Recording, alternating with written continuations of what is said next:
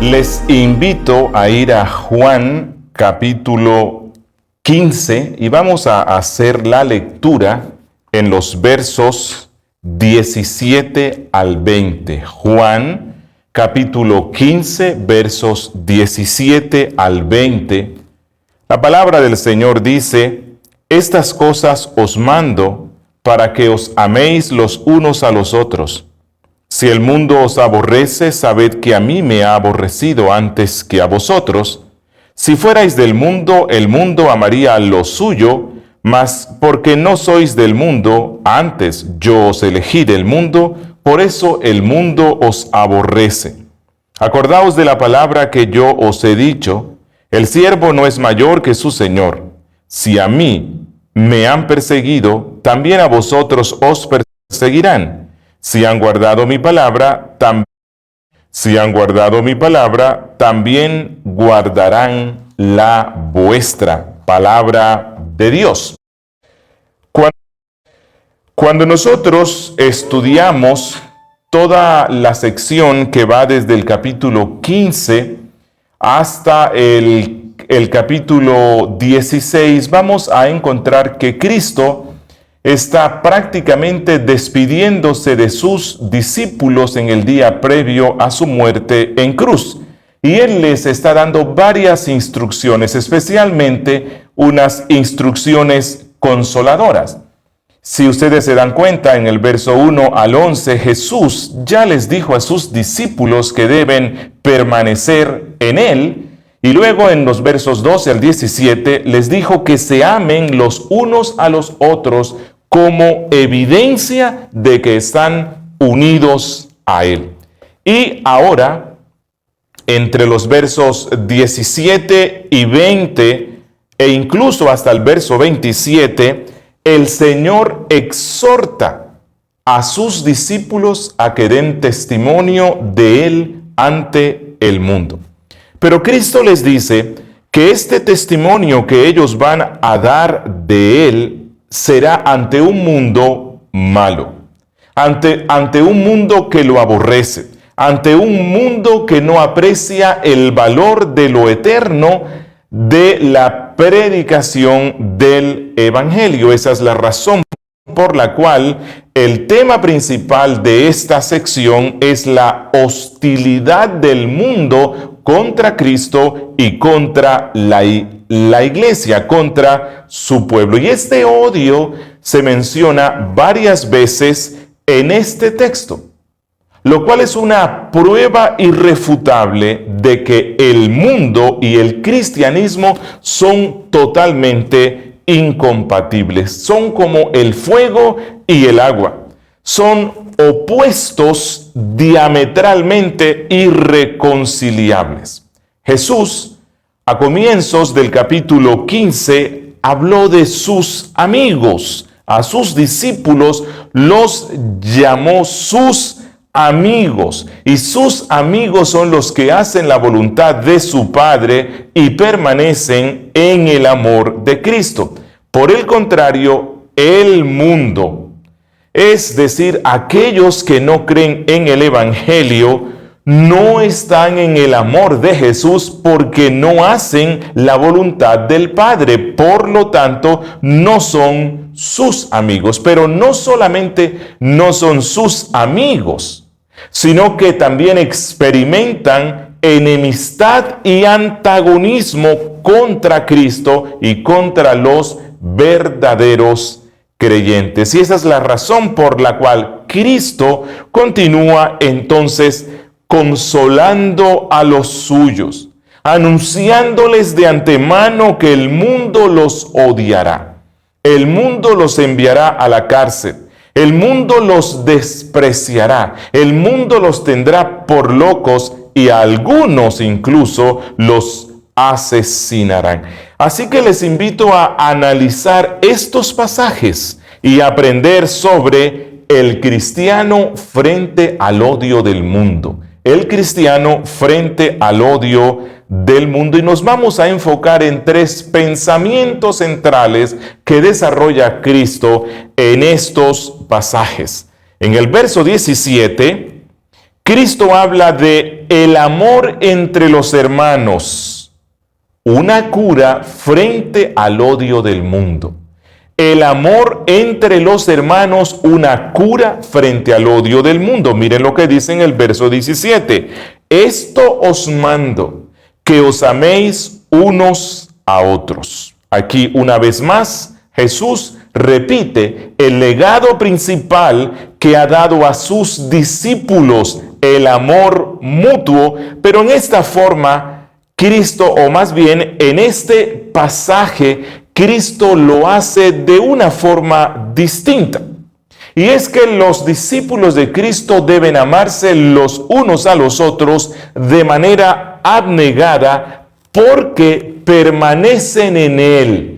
Pero en este pasaje, este amor que Cristo demanda de los suyos es el resultado del gran amor que Él ha manifestado hacia ellos al elegirlos por gracia. Como dijo alguien comentando este texto, la lógica es sencilla y clara. Yo, que por mí mismo no soy digno de ser amado, no puedo amar a mi hermano, que a menudo tampoco es muy digno de ser amado, por lo menos tal como yo lo veo, a no ser que yo constantemente reflexione y permanezca en el amor de Cristo por mí. Hasta aquí la cita. Mis hermanos, ¿cuán importante entonces debe ser la práctica del amor entre los cristianos? Porque Jesús insiste una y otra vez en este mandato.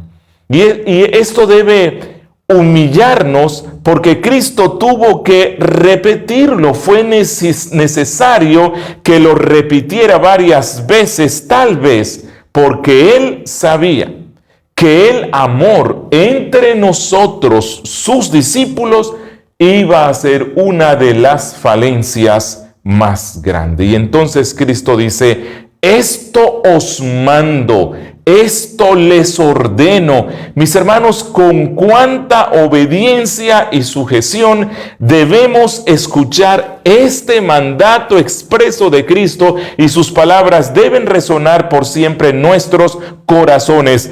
Esto os mando. Y los apóstoles entendieron bien esto de tal manera que sus cartas están llenas de un eco claro de este mandato de Cristo. Miren, Pablo en Romanos 12:10 dice, amaos los unos a los otros con amor fraternal, en cuanto a honra, prefiriéndoos los unos a los otros. Y Pablo en Efesios 4:2 dice, soportándoos con paciencia los unos a los otros en amor. Ese es un mandato expreso para la iglesia. Colosenses 3:13, Pablo hablándole a la iglesia dice, soportándoos unos a otros y perdonándoos unos a otros, si alguno tuviere queja contra otro, de la manera que Cristo os perdonó, así también hacedlo vosotros. Y el apóstol Pedro no se queda atrás, y él en su primera carta, en el capítulo 3, versículo 8 dice, finalmente, sed todos de un mismo sentir, compasivos, amándoos fraternalmente, misericordiosos, amigables. Preguntémonos, ¿por qué Jesús inicia esta sección relacionada con el odio del mundo contra Él y los suyos, recordando el mandamiento del amor fraternal entre cristianos? Porque ahora Cristo hablará del odio y del aborrecimiento que el mundo manifestará hacia ellos, y que los cristianos solo pueden esperar odio del sistema mundano, pero cuanto más odio reciba la iglesia del mundo, más nos amaremos entre nosotros mismos, de manera que amándonos más entre nosotros, haremos frente al odio del mundo. El segundo pensamiento que quiero que observemos está en el verso 18. Cristo como ejemplo del odio del mundo. Dice el verso 18, si el mundo os aborrece, sabed que a mí me ha aborrecido antes que a vosotros. Es probable que el mandato del amor entre los creyentes haya llevado a los discípulos a pensar que era su responsabilidad cultivar el amor hacia el mundo de tal manera que el mundo iba a responder positivamente a ese mismo amor de los cristianos y entonces este mundo iba a ser un paraíso de amor y paz. Pero Jesús les advierte diciéndoles que aunque ellos deben amar y deben procurar la paz con todos los hombres en el mundo, no van a recibir la misma respuesta del mundo. Es más, que lo normal que debe esperar el creyente, la iglesia, del sistema mundano de pecado es el aborrecimiento. Dice Cristo, si el mundo os aborrece, esto no es una suposición. Esto no es una probabilidad, no, realmente el mundo odia a los discípulos del Nazareno. Y es que este odio se manifestó a través de la religión falsa del judaísmo del siglo I. Se manifestó a través del Imperio Romano.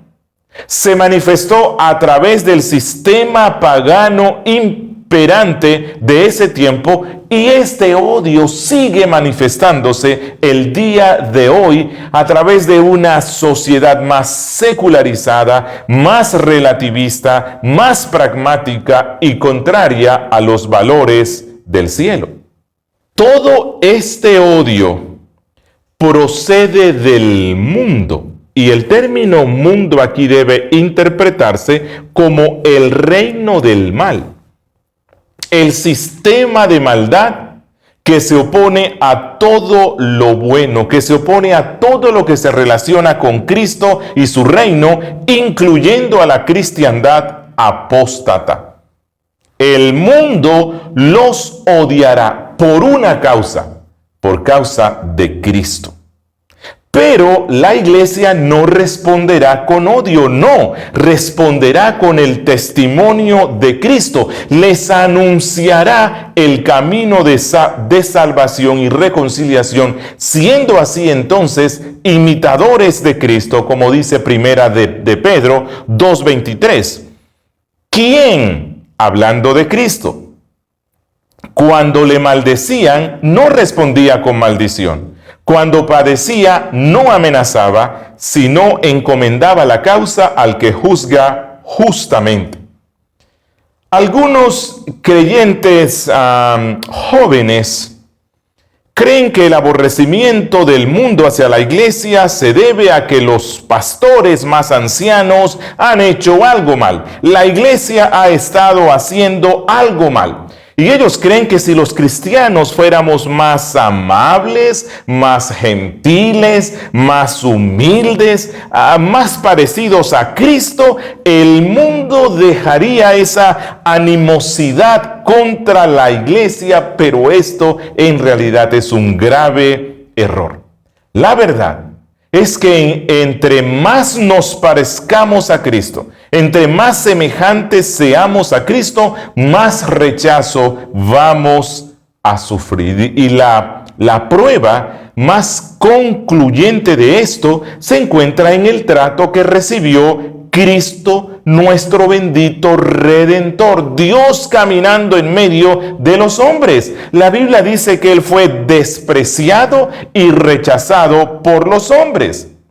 Miren, si el amor más puro caminó por esta tierra y fue rechazado por los hombres, si la bondad encarnada fue rechazada por el mundo, fue odiada por el mundo, si la más feroz enemistad fue lo que encontró nuestro bendito Redentor, quien hizo el destello más grande del puro y esplendoroso amor, entonces los creyentes jamás debemos esperar admiración del mundo.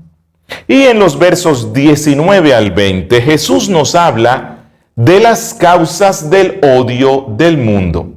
Dice el verso 19, si fuerais del mundo, el mundo amaría lo suyo.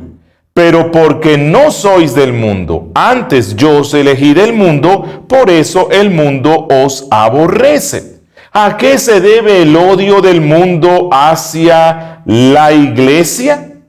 Bueno, se debe a que nosotros no somos del mundo. Y especialmente a que nosotros pertenecemos a aquel a quien el mundo odia, es decir, a Cristo. Miren, el mundo no odia nuestros pecados, no. El mundo no odia nuestras imperfecciones. El mundo odia la gracia de Dios en nosotros. Es más, el mundo ama toda la mundanalidad que puede ver en el creyente, pero odia toda la santidad que hay en ellos. Esa es la razón por la cual Pablo en 2 Timoteo 3:12 dijo, y también todos los que quieran vivir piadosamente en Cristo Jesús padecerán persecución. ¿Por qué el mundo aborreció a Jesús? Porque él tuvo una vida perfecta y santa. Él fue irreprochable en todo, por eso fue odiado. Pero amaron a Barrabás, quien representaba el sistema mundano de pecado, sí. Pero Jesús consuela a sus discípulos diciéndoles que antes del mundo odiarlos a ellos, ya lo había odiado a él. Ya lo habían odiado a él con todas sus fuerzas, a tal punto que deseaban su muerte, y esto es un consuelo para el creyente. ¿Por qué? Porque el odio del mundo es una prueba de que le pertenecemos al Salvador. Sí. El odio del mundo es una prueba de que el mundo está viendo en nosotros a Jesús, de que somos sus discípulos. Dice Cristo, si fuerais del mundo, el mundo amaría lo suyo. Es decir, si vuestro carácter fuera como el del mundo, el mundo te amaría. Si tus costumbres fueran como las costumbres mundanas, ellos te amarían. Si vuestra forma de hablar, de reaccionar, de vestir, de andar, de reírte, si tus diversiones y todas tus costumbres y filosofías de vida fueran como las del mundo, tendrías el amor del sistema de maldad que impera en el mundo. Y no buscamos los mismos objetivos del mundo, por eso el mundo nos aborrece. No somos gobernados por sus mismos principios, por eso el mundo nos odia. Pero la implicación entonces es esta: ustedes no son del mundo. Ustedes son distintos. Los verdaderos creyentes ya no forman parte del mundo, y no por una decisión que tomamos voluntariamente nosotros al ver la maldad que impera en el mundo. No. Esto fue el resultado de una cosa. ¿De qué? Que el Salvador nos eligió. El Salvador nos eligió por gracia desde antes de la fundación del mundo, como dice Efesios 1:4. Nos eligió para que fuéramos de Él. Nos eligió para que fuéramos como Él, para que nos deleitáramos en lo que se deleita Cristo. Y esta elección, aunque fue hecha en la eternidad, se cumplió en el tiempo. Y los discípulos que estaban escuchando ese día a Cristo, algunos vinieron a Cristo por medio de la predicación y el testimonio de Juan el Bautista, otros a través de otros discípulos de Cristo, y otros recibieron el llamado directo de Cristo de sus labios. Pero todos ellos fueron llamados por Cristo con un propósito. ¿Cuál fue? para que salieran del sistema mundano y entraran a formar parte del reino de los cielos, viviendo por siempre para la gloria de Dios. Y como consecuencia de este acto electivo del amor de Dios, estos hombres se habían vuelto distintos al mundo. Estos hombres habían abandonado el sistema de pecado al cual habían pertenecido. Incluso el testimonio que ellos daban de Cristo, poco o mucho, el mundo lo estaba viendo como una afrenta contra ellos. Recordemos que Cristo les dijo a sus discípulos en Juan 8:23, vosotros sois... Bueno, no a los discípulos. Cristo le había dicho a sus enemigos en Juan 8:23, vosotros sois de abajo, yo soy de arriba. Vosotros sois de este mundo, yo no soy de este mundo. Pero ahora es interesante ver que le dice a sus discípulos, a sus amigos, ustedes tampoco son de abajo, ustedes tampoco son de este mundo, ahora son de arriba, ahora buscan las cosas de arriba, las cosas del cielo, donde Jesús está sentado a la diestra del Padre. Y dice Cristo, antes yo os elegí del mundo, por eso el mundo os aborrece. Mis hermanos, la doctrina de la elección soberana es causa de aborrecimiento y de odio en todo aquel que no conoce realmente a Cristo. Y eso se puede ver en la primera predicación que Cristo dio en la sinagoga de Nazaret.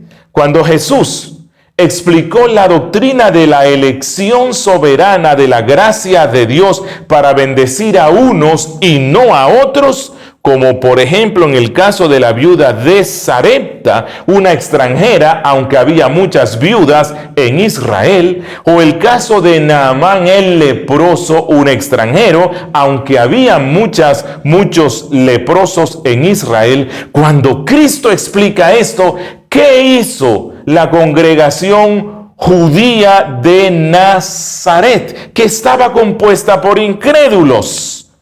Lucas narra cómo reaccionaron ellos en el capítulo 4, versos 28 al 29, diciendo esto: al oír estas cosas de la elección soberana por gracia, todos en la sinagoga se llenaron de ira y levantándose, le echaron fuera de la ciudad.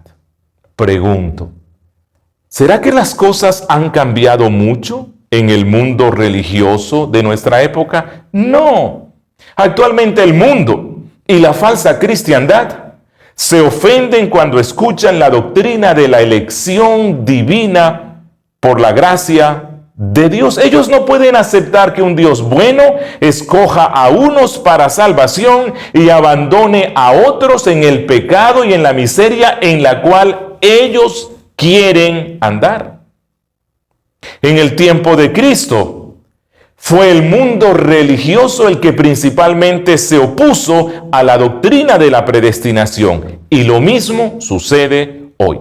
Y eso nos muestra algo. Nos muestra que la mundanalidad es más abundante en el campo evangélico de lo que uno piensa. Y luego Cristo en el verso 20 dice: acordaos de la palabra que yo os he dicho, el siervo no es mayor que su Señor.